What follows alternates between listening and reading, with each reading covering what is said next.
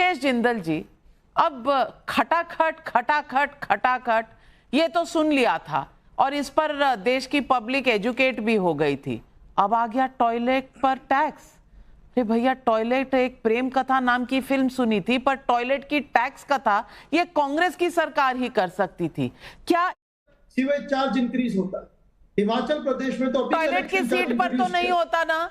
आप जिस सीट पर बैठे, अपने घर में अपने कमरे में सीट पर बैठे, कोई टैक्स नहीं है। बस अपने कमरे के साथ के टॉयलेट में चले जाएं तो 25 रुपए टैक्स दे दे। नविका जी जब चुनावों में जनता के बीच में गई थी तो उन्होंने कहा कि आप हमें ओपीएस के लिए वोट करो। ओल्ड पेंशन स्कीम वो कहना चाहते थे। लोगों को पता ही नहीं था कि ओपीएस का मतलब ओल्ड पैखाना स्कीम है। ये तो सुन लिया था और इस पर देश की पब्लिक एजुकेट भी हो गई थी। अब आ गया टॉयलेट पर टैक्स। अरे भैया, टॉयलेट एक प्रेम कथा नाम की फिल्म सुनी थी, पर टॉयलेट की टैक्स कथा ये कांग्रेस की सरकार ही कर सकती थी क्या? इतना मजबूर है हिमाचल प्रदेश का खजाना कि भाई कुछ मत छोड़ो, पानी पर टैक्स ले लो, सुएज पर टैक्स ले लो। टॉयलेट की सीट जितनी है, अगर आपके घर में 2 टॉयलेट हैं तो 50 रुपए दे दो, 25 रुपए पर टॉयलेट। अरे भैया, सुबह लोगों को बाथरूम शौचालय भी नहीं जाने देंगे आप चैन से। कहां कहां तक टैक्स की छड़ी लेकर उनके पीछे भागते रहेंगे। और क्या ये है आपका डेवलपमेंट का मॉडल? क्योंकि जो निर्मला जी ने कहा है वो बहुत गंभीर बात है। सैनिटेशन और पब्लिक टॉयलेट्स जो बनाए गए हैं, उससे आप जानते हैं कि लोगों की जान की रक्षा हुई है, बच्चे मरने से बचे हैं, और आप हैं कि टैक्स लगा रहे। नमस्कार नाविका जी। खैर, प्रेम कथा तो नहीं, लेकिन मैं सत्य कथा आपको बताता हूँ। इस नोटिफिकेशन के पीछे का कारण क्या है। ये नोटिफिकेशन मेरे हाथ में है इस वक्त, और मैं अगर इस नोटिफिकेशन की बात करता हूं तो हिमाचल प्रदेश के अंदर 2 तरह के इस्टेब्लिशमेंट है। एक इस्टेब्लिशमेंट जो सरकार से पानी लेते हैं, और दूसरे इस्टेब्लिशमेंट जिनका खुद का पानी का बंदोबस्त है।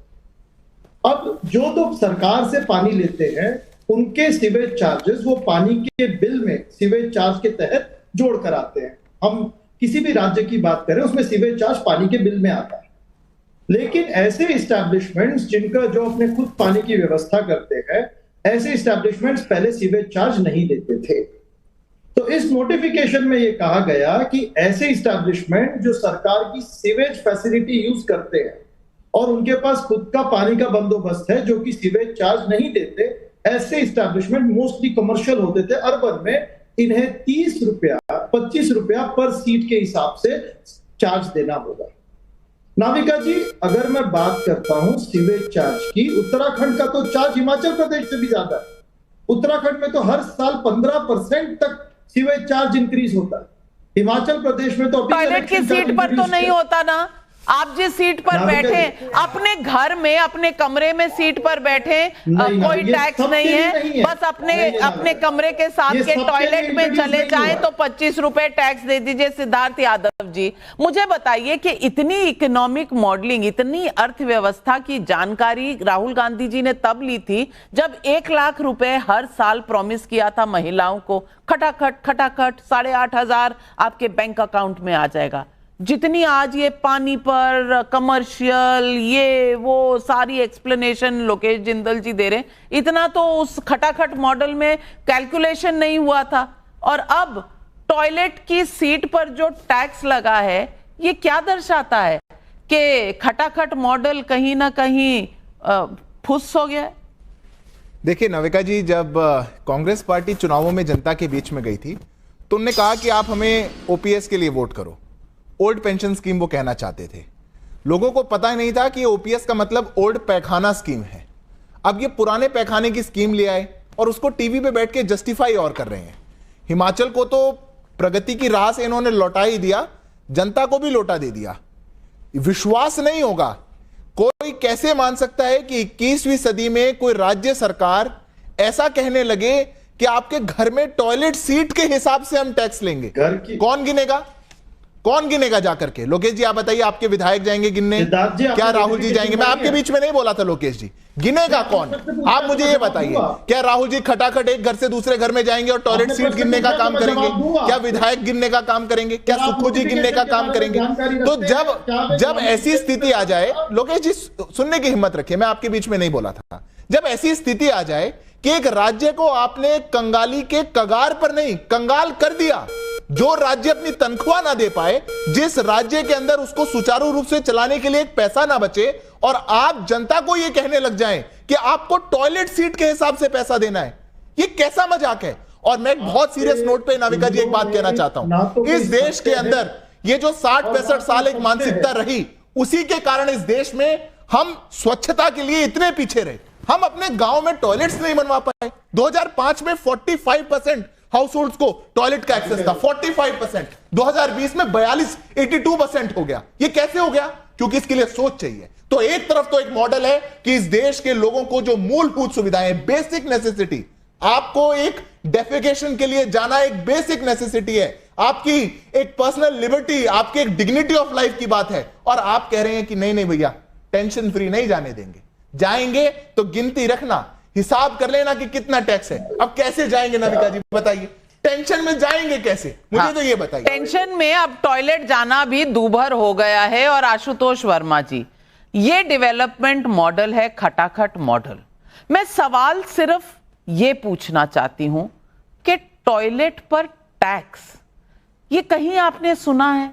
और कास्ट सेंसस तो सुना था कि कास्ट सेंसस कराना है आपकी इंडिया गठबंधन को, लेकिन टॉयलेट की सीट का सेंसस होगा ये कभी बताया नहीं, किसी मैनिफेस्टो में नहीं था कि टॉयलेट की सीट का भी एक सेंसस होगा। और यूटर्न सरकार, आप मोदी सरकार को कह रहे थे यूटर्न तो यहां हिमाचल में रोज हो रहे हैं, कभी मस्जिद पर यूटर्न हो रहा है, कभी नेम प्लेट डिस्प्ले पर यूटर्न हो रहा है, आज टॉयलेट की टैक्स कथा पर यूटर्न हो रहा है। चल क्या रहा है? ये कौन सा गवर्नेंस मॉडल है आशुतोष वर्मा जी इंडिया अलायंस का, कि ये आपको थोड़ा परेशान नहीं करता?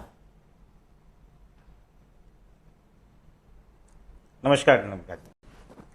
नविका जी, एक बात मैं कहना चाहूंगा कि भारतीय जनता पार्टी के आईटी सेल ने जितना नुकसान भारतीय जनता पार्टी का पिछले 10 सालों में किया है, उतना किसी ने नहीं किया है।